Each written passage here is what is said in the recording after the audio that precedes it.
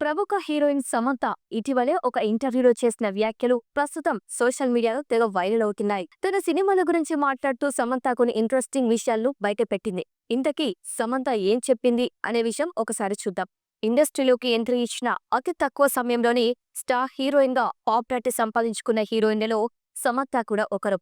Samantha career విషయానికి వస్తే పెళ్లికి ముందు ఆ తర్వాత అన్నట్టుగా సాగుతోంది. ఇక నాగ చైతన్యతో పెళ్లికి ముందు సమంత స్టార్ హీరోల పక్కన హీరోయిన్ గా నటిస్తూ ఉండేది. ఇక వివాహ అనంతరం నటనకు ప్రాధాన్యత ఉండే పాత్రలోనే నటించింది సమంత.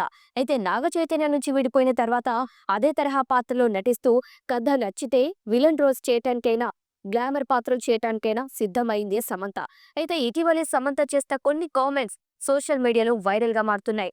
తాను తలుచుకుంటే ఎన్నో సాధారణ సినిమాలను ఒప్పేసుకునేదాన్ని, కానీ ప్రస్తుతం తాను ఆ పరిస్థితిలో లేనని, తాను చేస్తున్న ప్రతి సినిమా కూడా తన చివరి సినిమాగానే భావించి నటిస్తూ ఉన్నానని తెలియజేసింది సమంత. ఖచ్చితంగా తను నటించే ప్రతి పాత్ర కూడా ప్రేక్షకులపైన తీవ్రమైన ప్రభావాన్ని చూపించాలని తెలియజేసింది. అలాంటి పాత్రను మాత్రమే చేస్తానంటూ కూడా తెలిపింది సమంత.